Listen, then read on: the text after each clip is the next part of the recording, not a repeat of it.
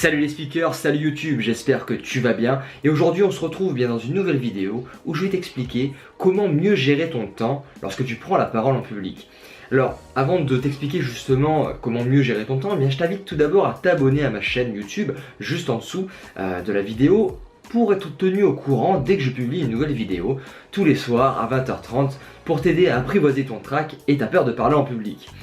Alors peut-être que tu cherches justement des techniques pour mieux gérer ton temps, parce que peut-être que tu as du mal à finir tes présentations, peut-être que tu sens que des fois tu es un peu ric-rac au niveau du temps, que tu débordes parfois en réunion,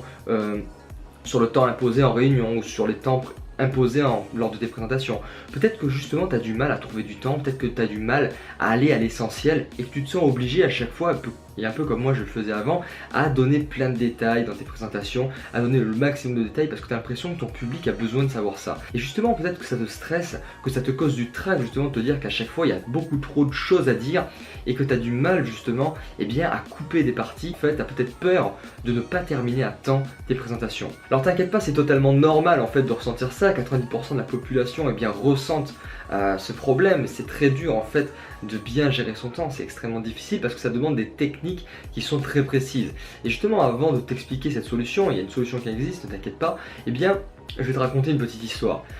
Moi c'était dans mes présentations à l'époque, même encore les dernières là, que je fais, même si ça s'améliore en ce moment,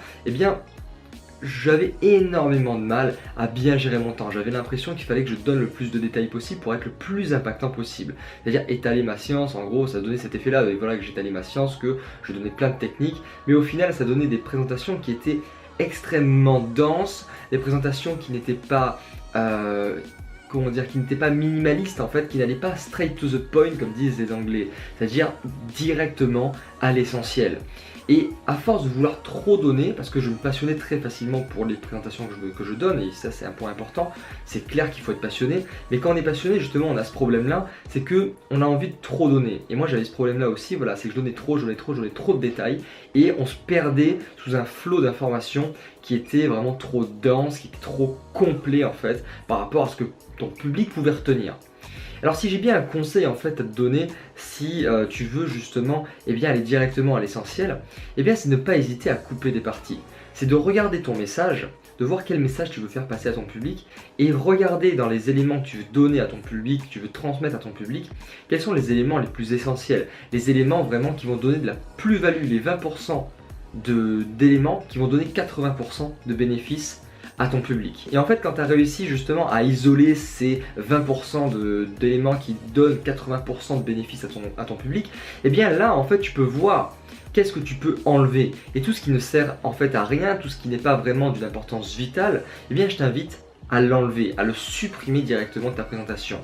Parce qu'il n'y a rien de pire qu'une présentation qui ne va pas directement à l'essentiel et qui se perd en fait, où l'orateur se perd dans un flot de détails inutiles pour son public. Ce n'est pas parce que c'est utile pour toi que c'est forcément utile pour ton public. Donc va directement à l'essentiel, coupe des parties et tu vas voir que tu vas pouvoir te libérer du temps, tu vas pouvoir mieux gérer ton temps et ça sera beaucoup plus facile pour toi de te faire comprendre et de terminer terminer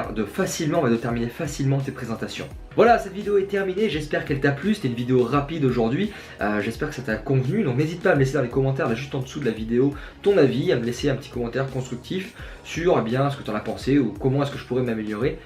dans ce nouveau type de vidéo. Voilà, on se retrouve demain soir, même heure à 20h30 pour une nouvelle vidéo, et surtout n'oublie pas, on ne n'est pas speaker, on le devient. Ciao!